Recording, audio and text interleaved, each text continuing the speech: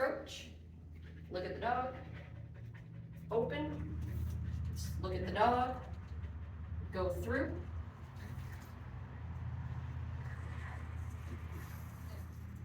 Let's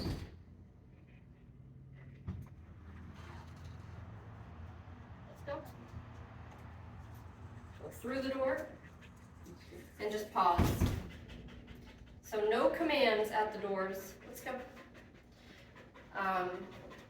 Just make a brief pause when you reach for the door handle. Just take a look at the dog and see what she's doing.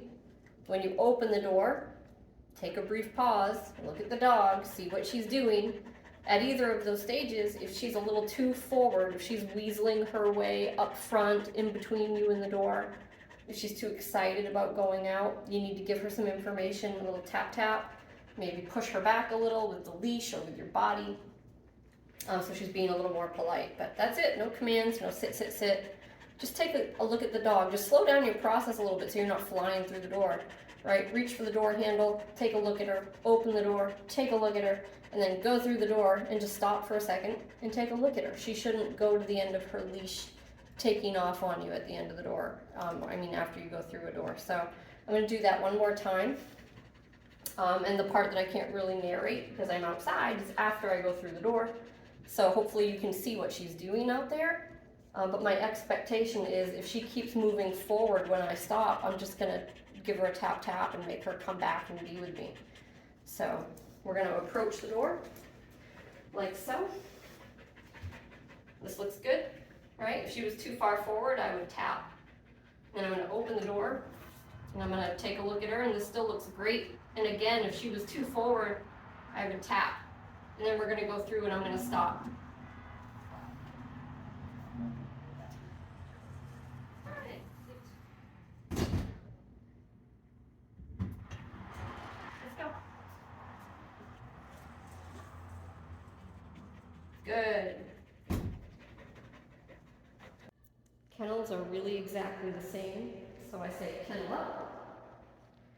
She'll go in. And then normally, of course, I would take off her prong collar and everything because I don't crate dogs in prong collars.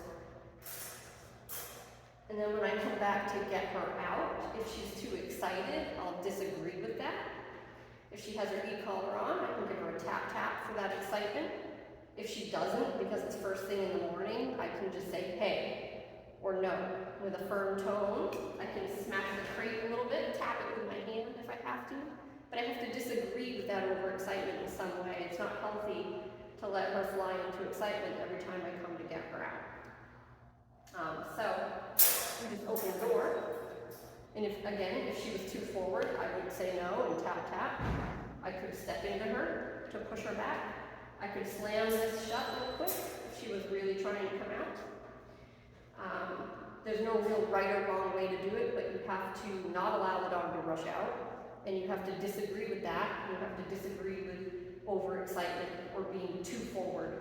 Okay, so she should just be waiting politely to see what's happening. Okay, and then when I invite her out, I want her to kind of stay with me, just like when we go through the front door. So, Mookie, let's go. Good. Right, and she's going to choose to hang out with me because that's what we've been patterning. So if she kept going, I'm going to say no, and I'm going to hold down my pressure or tap tap, whatever works. But this is like my leash without a leash. So if I have her on a leash, that's great, which I recommend maybe you do a lot of leash stuff at first for the first few days. But even without the leash, if she leaves me, I can pull her back with my remote, right? And again, I don't necessarily care that she's sitting. I like to sit, but I just want her with me, being polite and waiting to see what's happening. And then if I want to release her to go be free, I can. Or maybe we're going to go do something. Let's go.